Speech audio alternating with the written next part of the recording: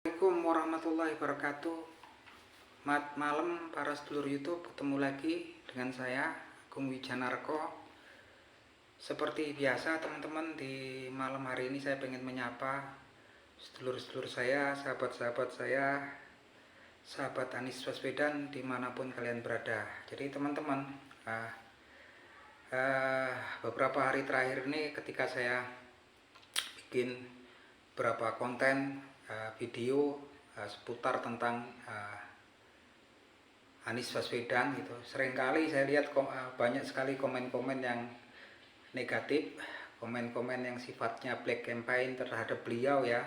Tapi saya anggap itu juga biasa aja dan saya nggak respon yang hal-hal yang seperti itu. Sebagai seorang simpatisan Anies Baswedan gitu kan, saya cuma berharap untuk memberikan fakta yang faktual tentang Anies Baswedan, tentang informasi yang benar tentang beliau gitu kan. Karena memang untuk saat ini juga di media sosial banyak berita, cerita-cerita tentang beliau yang sebetulnya kalau menurut saya nggak tepat dan nggak benar ya, karena memang nggak terbukti gitu kan.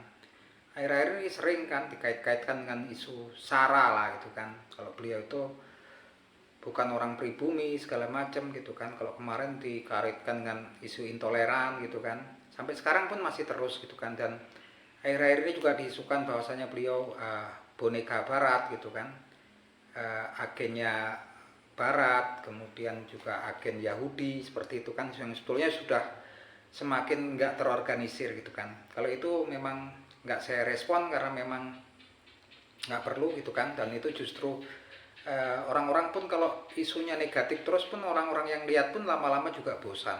Sekalipun mungkin orang-orang itu satu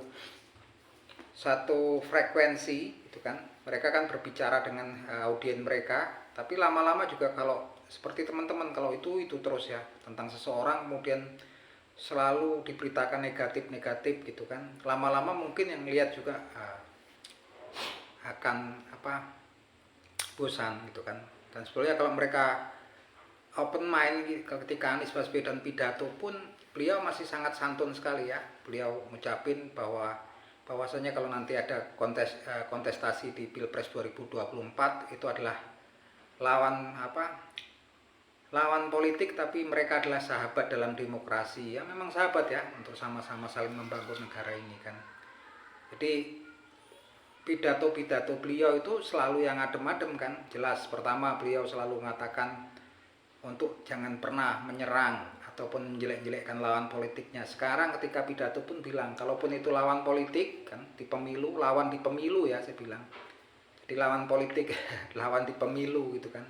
Di Pilpres nanti lawannya gitu kan, itu namanya juga pilihan kan, kita lawan, tapi beliau di situ kata-katanya adalah sahabat dalam demokrasi. Artinya memang apa yang selalu dikeluar dari lisan beliau itu sebenarnya kata-kata yang adem, bersahabat gitu kan. Nggak pernah kayaknya teman-teman itu kalau lihat beliau kemudian menyerang lawan politiknya, menjelek-jelekkan lawan politiknya. Saya sendiri pun nggak pernah, bahkan yang saya temui adalah kata-kata beliau yang menyiratkan bahwasanya beliau itu orang yang arif, orang yang cinta damai gitu kan.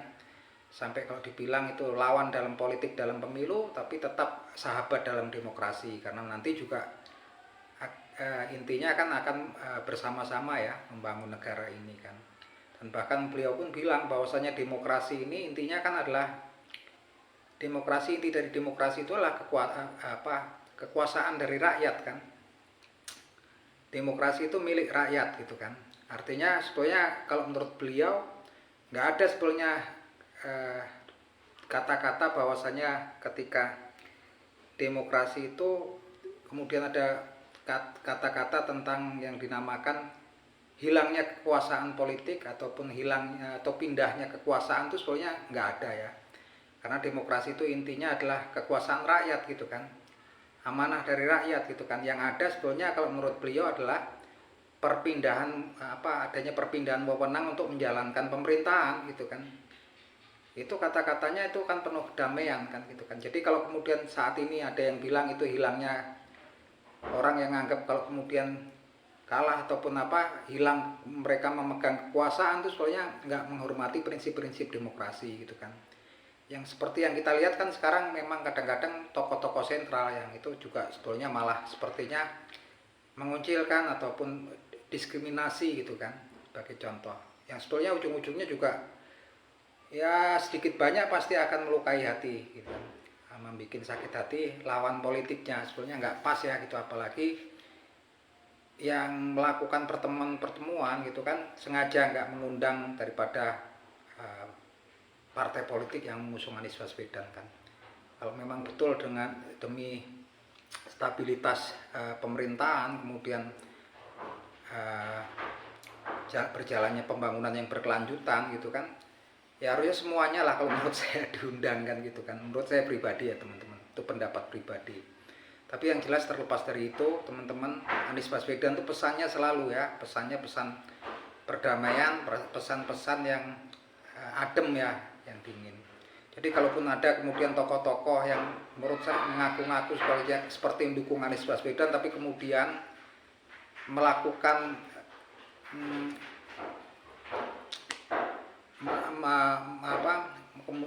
kemudian orang tersebut mengeluarkan kata-kata yang kemudian menyerang lawan politiknya, kemudian yang menjelek-jelekkan lawan politik Bapak Anies Baswedan, bahkan seperti yang memang nggak kurang bersahabat dengan lawan politiknya Anies Baswedan, apapun itu, kalaupun saya pikir itu sebetulnya justru nggak terlalu perlu ya. Yang diperlukan oleh para simpatisan sama relawannya Anies Baswedan sekarang adalah, yang terpenting adalah jangan pernah merespon kalau yang gosip-gosip itu, nggak perlu direspon dengan sama-sama agresif. Kalau kemudian sama-sama agresif, apa bedanya ya kita sama mereka gitu kan. Kalau menurut saya yang terpenting adalah saat ini adalah memberitakan, menampilkan informasi-informasi yang faktual, informasi-informasi yang benar tentang sosok Anies Baswedan gitu kan. Selain itu juga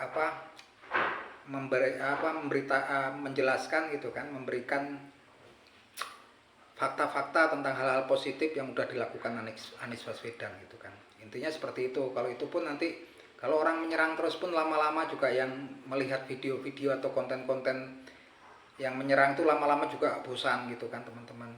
Dan kalau memang kemudian diberitakan seperti itu, sebenarnya juga ada nilai positifnya.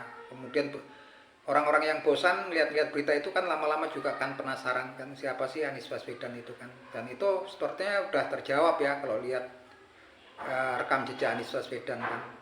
Dari video-videonya udah jelas pesan-pesannya, nggak ada yang agresif menyerang lawan politiknya ataupun berusaha jelek-jelekkan lawan politiknya gitu kan.